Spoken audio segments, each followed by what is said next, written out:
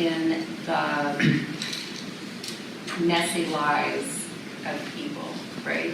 If you're involved in that in a very deep and kind of way, I think that it pushes you to think more. It should push you to think more critically and more nuanced. And so I became very disillusioned, frankly, with the work I was doing because I felt that frequently in Hawaii, most of the women in our program were Native Hawaiian women. In Arkansas, most of the women in the shelter were African American women. And I felt that very frequently in Hawaii, we were asking women to make a choice between culture, connection, community, and safety. That there was no understanding, no room to have a conversation that would include both, and that we judged success as getting her to stay away from him. Right? Success was all about leaving. And separation, exactly. It was never about, well, how do we, is there some way that we can work so that this situation will change? Is there some way we can keep this connection? It was all in this separation. And I felt like there was a real class and race aspect to that. I was a white woman. I'm working with Native, Hawaiian women. And so that experience informed everything about why I wanted to go back to school, why I wanted to get some critical distance from what I was doing, why I wanted to think more system and systematically about what I was doing, so it informed in that way. It's interesting, in Northern Ireland, that was one of the ways that Republican and Unionist women actually started working together, because the ways that domestic violence survivors could be safe is if they were in the opposite community's place, because the paramilitaries couldn't go in. But that just illustrates your separation, that if you're being battered by an IRA guy, being plopped down in the middle of a unionist battered women's shelter is also kind of completely terrifying. So I want to go back to something you said in the talk, and it's sort of an irony because those of us that did this stuff in the 90s, and then when it was resurrected again in 2011, we really thought about focusing on campus grievance procedures as a way of moving outside of the criminal law remedy, because people wouldn't pursue criminal law remedies for sexual coercion where they knew their assailant. And we also had really documented how disastrous it was for people who use it. Yet, what you have really argued so persuasively in your legal writing is that the campus grievance procedure ended up operating under the same crime logic. And just to explicate how you define that, so the crime logic, as you define it, is it focuses on the individual rather than collective culpability. It has a disdain for the social determinants of behavior. It has a preference for narratives that feature bad actors and innocent victims, and is a preference on removing individuals who harmed others. Who have harmed others. This separation that we were just talking about. So, how do you see? What do you see as the most effective way of faculty and scholars that we can work to kind of really shift this dominant paradigm, so that we don't come up with a solution that this then reintroduces another crime logic solution? Well, I wish I knew, but I do have some ideas. I think the first thing is to challenge crime logic, and I'll give you an example.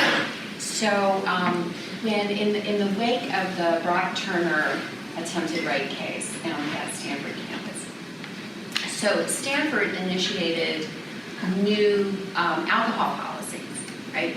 And there's plenty of research, and I think everyone in this room knows that that binge drinking has a relationship to sexual assault, and yet some of those who describe themselves as feminists I want to say, I keep saying that because it's like, I don't want to say who's a feminist and who's not, but okay. But some feminists were really upset about the change in the alcohol policy because they said, well, rapists commit rape, alcohol doesn't commit rape, right?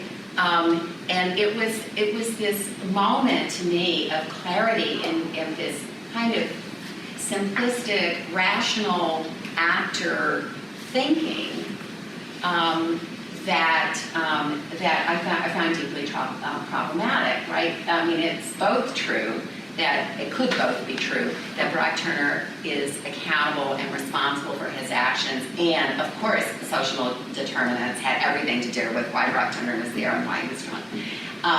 They're not in opposition to each other. So I think that it's, and I say this to I should point the finger at myself. I think it's really hard to speak out because I think there's a student activism that embraces this kind of crime watching. I don't mean that to be universally true. I just mean there's an aspect of that. So I think it's hard to figure out both how to speak out, how to have a more complicated conversation without kind of having people just shut down and immediately assume that you're an apologist. But I think we have to. And I think it's critical to do that. I think there are other areas in which it's probably, less problematic for everybody in this room, and that's like, stand out against sex offender registries. They're not protecting us. They do absolute horrible things to individuals, and they were made in, quote, our name, right? So not in my name, right?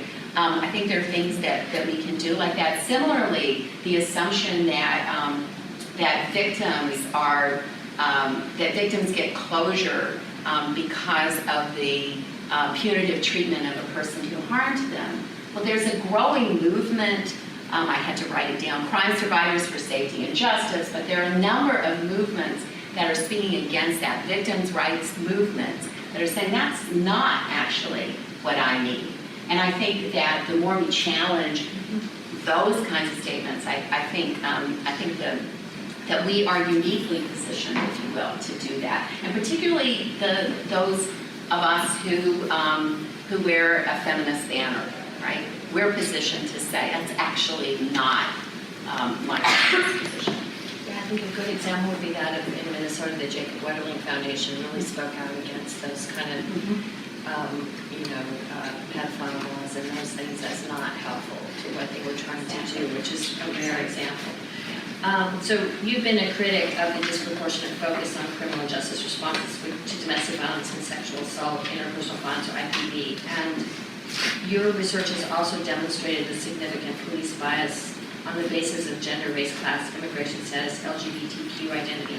So I wonder if you could tell us a little bit about the lessons that you're gathering from working together with a convening that you helped organize at Converge, a conference on reimagining the movement to end gender violence and its aftermath. Sure.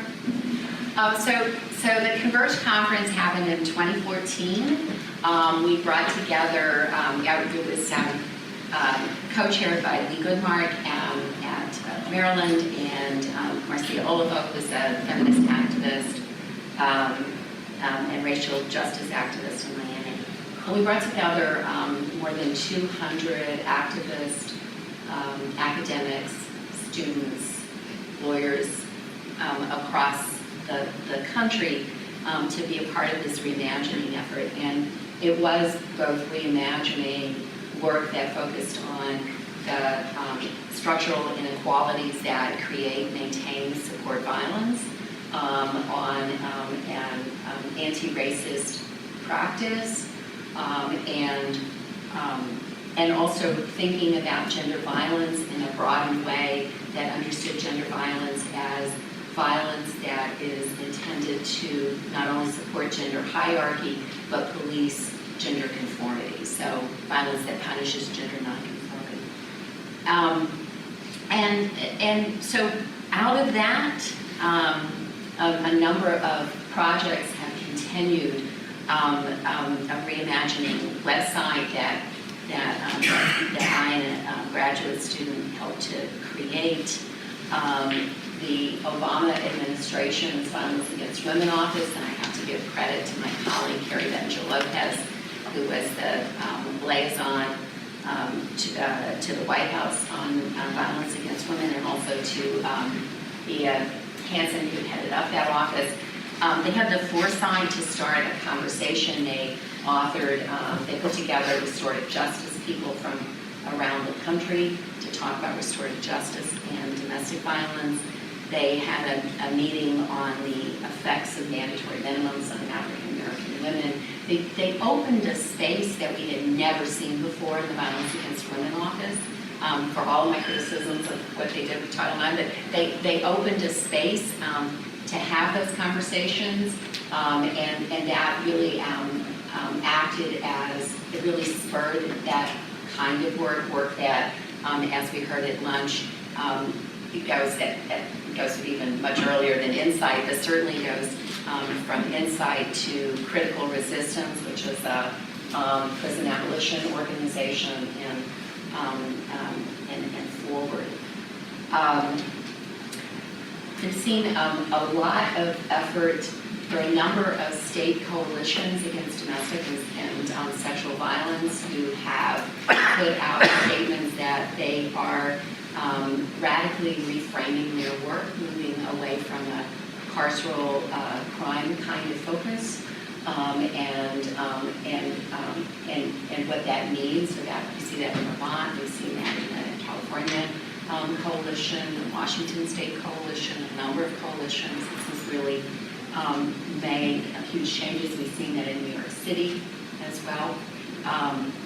There's a great deal of increased attention on the ways in which the criminal justice, the criminalizing of survivors and victims, the ways in which women are criminalized for behavior that continue to be criminalized for behavior that is directly connected to their survivor. So I wouldn't say all of that's because of Converge, or just say Converge is part of a rhythm of kind of moving, and it's in many ways perhaps a bit ironic that that this work is I think better known and growing at a time, of course, in which so many of us are in despair over national politics. I'm going to skip ahead to a question that I have for you about, so one of the ideas I would be interested to bring Kat into this discussion too is that Rose Corrigan, as we talked about, kind of talked about the anti-rape movement and the domestic violence movement really kind of diverging, right? And in the 90s with the Office of Violence Against Women funding a lot of research in the domestic violence movement, and the anti-rape movement being more unmoored from the feminist movement as it was institutionalized.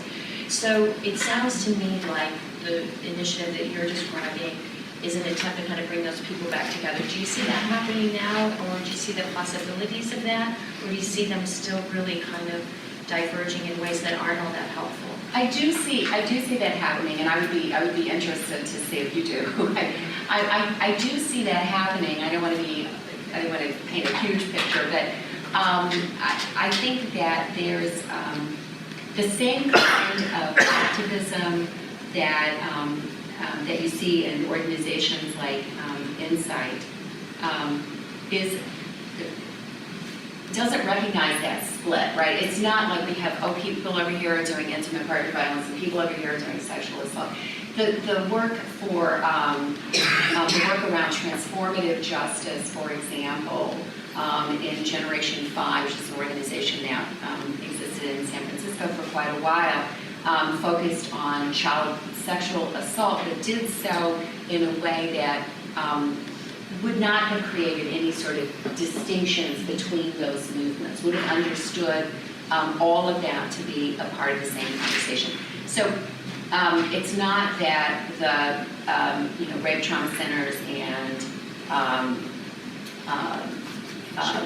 shelters, it's I wouldn't say that there's a full kind of coming together in that, at that kind of service level, but certainly at the state coalition level, which is just a step away from the service level, and certainly in the activist kind of level, absolutely. I'm thinking also of Sujata Balaga, who does restorative justice and who is working with Minnie Kim. I can unpack all that in a minute, but they're doing, they're working together to train people who are providing services to domestic violence victims, to intimate partner violence victims. They're training them in restorative justice kinds of conferencing and circles to do kind of community-based. And again, there's not a distinction between those kinds of violence on that level. So I do think there is some coming together. Do you? I was going to say agreed, yes. Okay. What you said, I would add, I mean, that's exactly true in the activist circles. There isn't a distinction. Everything is, well, 'cause it's all connected. It's all connected, and right. So I want to make sure that people are really aware of this facet of your work, which is kind of one of the ways that that I found out about what you were doing. And so, you know, for people who work in the social movements, the domestic violence movement has long been seen as one of the most sort of contentious corners of feminism, with a lot of disagreements among themselves. And so as Kat's book really documents, feminists really disagreed among themselves about how to engage the state, how to create an intersectional movement that doesn't fuel this carceral state. So can you talk about the perils and opportunities of creating an anti-racist coalition, as you do, which is really drawing on knowledge from learning from Native American practices of restorative justice? No small order. No. Yes, sort of, maybe. I think, let me just say first that I said to Kat after her talk, I really appreciate this history so very much, because I think that there's a simplistic version that of that 70s history that's sort of, to be really blunt, it's like black women got it and white women didn't. And it's just such a flattening of history that it doesn't help us at all right now, right? It just doesn't help us at all right now. It's about, so you're illustrating the Anne Braden, for example, one of my heroes, that a commitment to anti-racist politics is a critical piece of that history, and that and to understand that it's just simply not the case that there weren't a lot of African American activists who thought mandatory arrest and non-drug prosecution was a good idea. It's just a much more complicated history than gets told. Sorry, that was my little. Sorry, I appreciated that very much.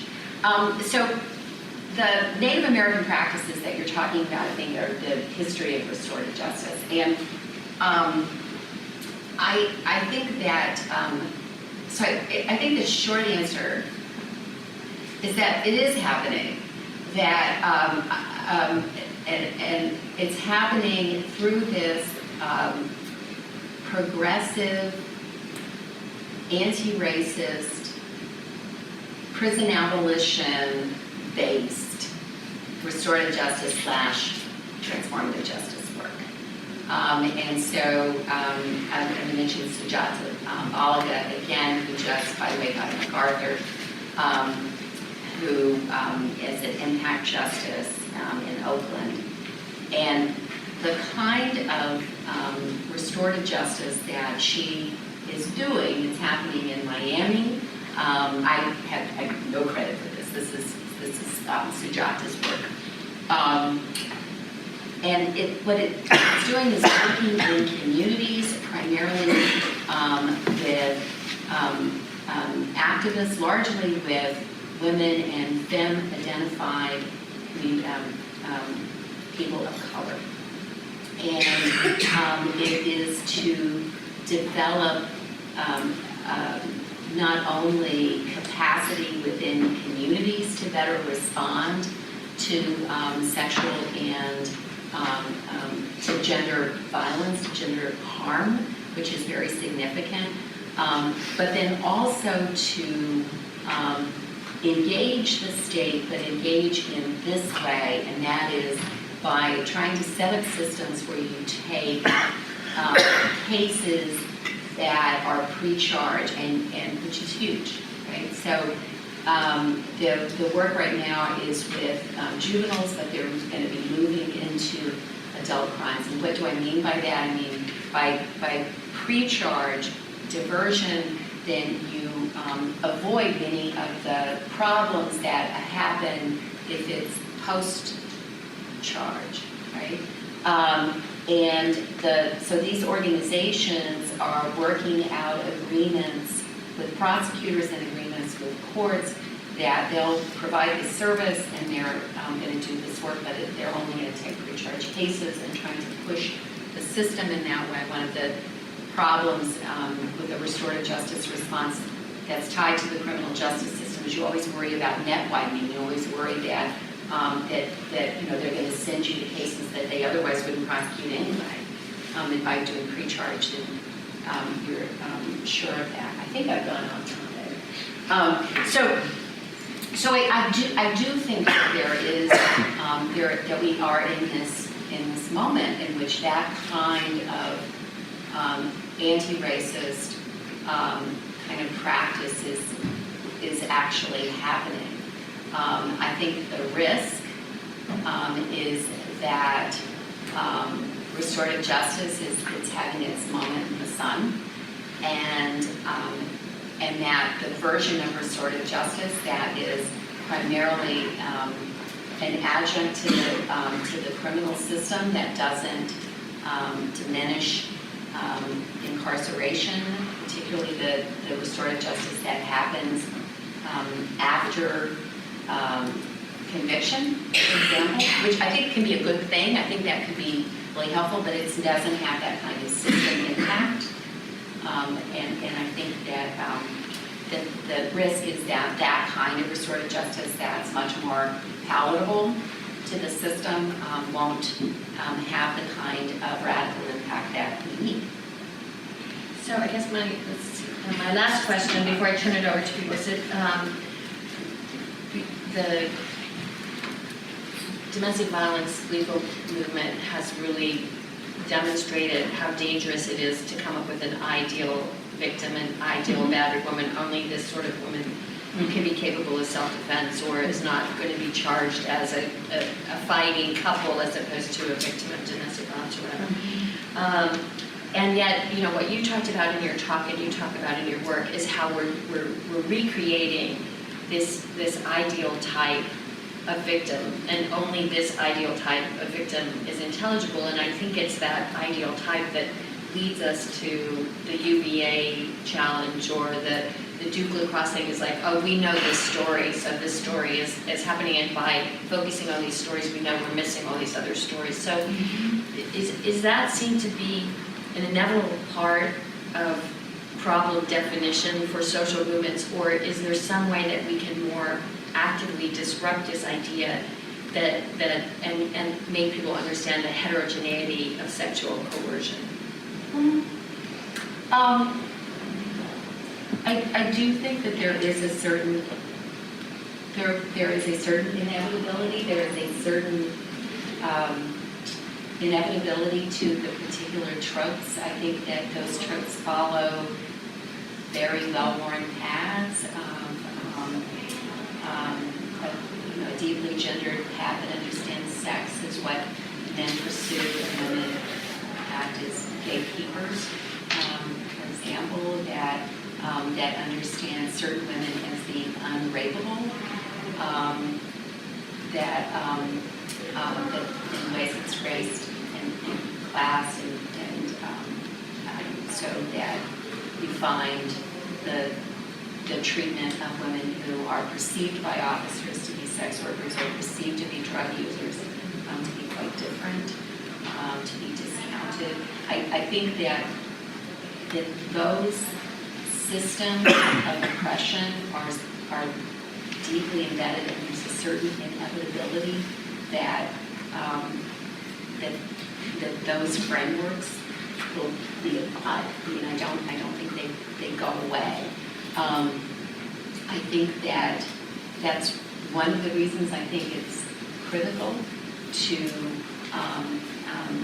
be working not only in some narrowly defined way on gender violence or sexual assault or domestic violence, but to be thinking critically about the ways in which the maldistribution of resources and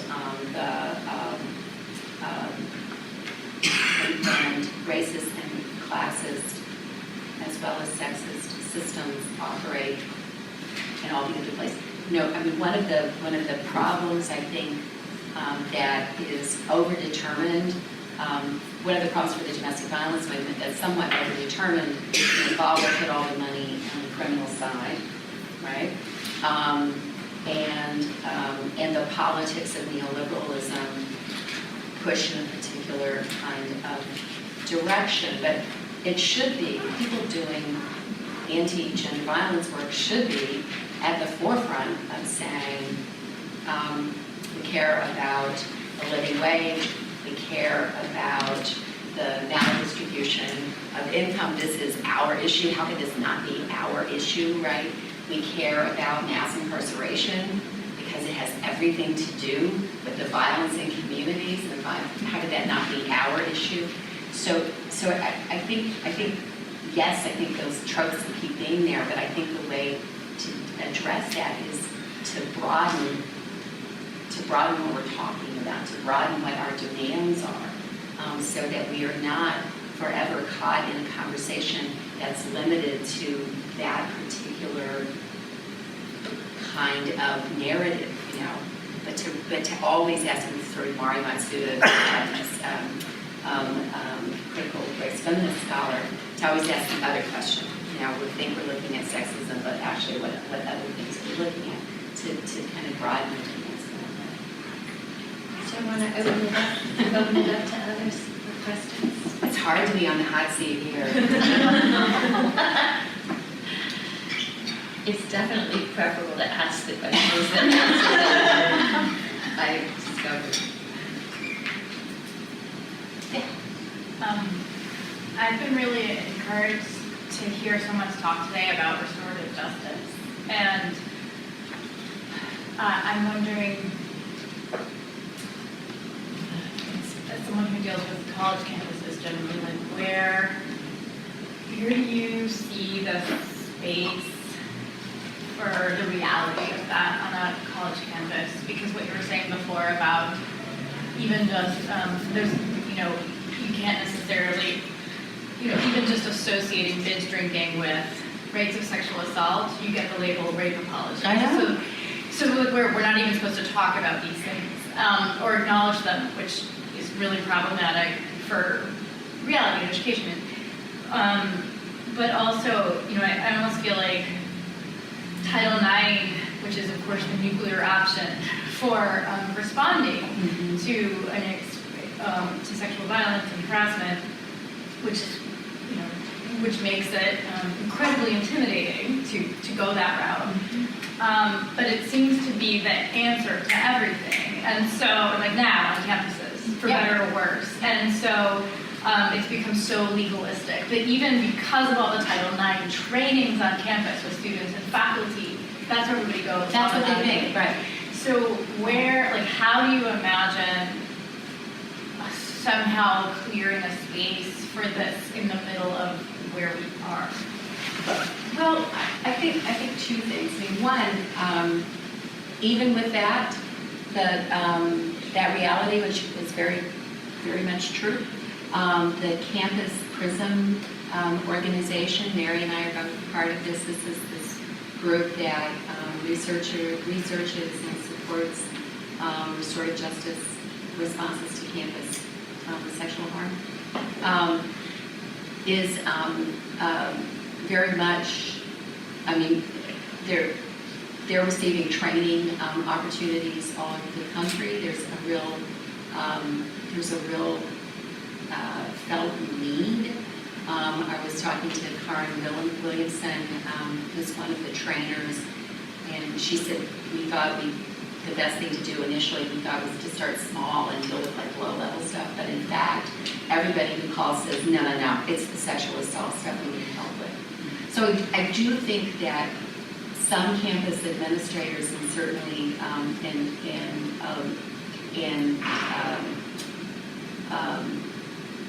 counselors for survivors, right, are the ones who are reaching out and who are saying we have to be thinking about this differently.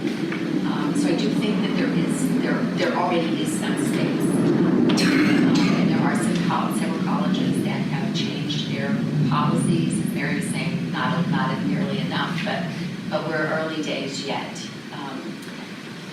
So I think there is some space for that. I think the other thing is that one of the things I think can be useful is that having more.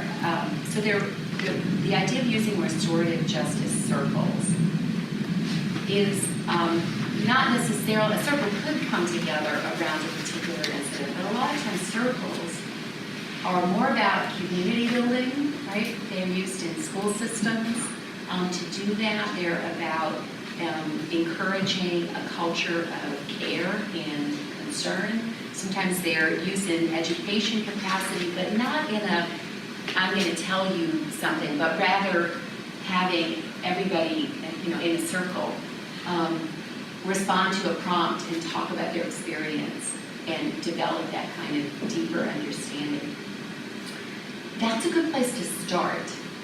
That doesn't, that doesn't have to, that doesn't trigger all that stuff about, oh, this is really mediation, hidden mediation. This is, you're not treating it seriously. To have those kinds of meetings, and I think that it would meet the needs of a whole lot of people who really want to be in a conversation and want to be enabled in a conversation. So I think that's one space. And then the other space I think is that I think that there are a number of students on campus who, whether what happened to them would fit a legal definition, they're not going to call it rape. They're not going to call it sexual assault for a whole host of reasons that we know. And they shouldn't have to. And one of the benefits of having restored adoption can be that you don't have to do that name and blame. You can say, I was hurt and you hurt me. So will you take responsibility for having hurt me? Then we can move forward. And so what I would like to see is more of those opportunities that are not tied to the formal kind of structure. You don't have to make a report if both people are willing to have a conversation, a facilitated, prepared conversation with somebody who knows what they're doing. One thing so now I'm going to put the lawyer cap on. You guys beat up lawyers all day. Put the lawyer cap on. The thing that should concern us about that, and it's true for the formal RJ2, is that you need to have an understanding about whether or not statements made in that meeting can be used against somebody in court. And it's simply saying that it's confidential doesn't protect it from use.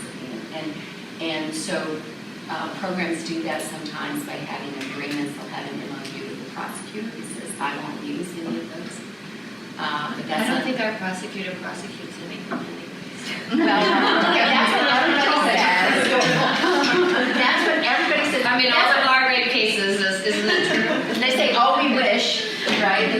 But I keep thinking, well, you just wait. There's going to be some crackerjack prosecutor who wants to make a name for herself, and she's going to Okay, this all is right, the- carry on. Here, This but is I- gonna but happen that's in a- the night when you're asleep. It's gonna happen, it's gonna happen. But I think that that's an issue, and I mean, I can go off, I can talk about more about that, but that's, I've probably spoken enough. All right, well, we're out of time, so thank you very much. 5-minute break, come back for our last session.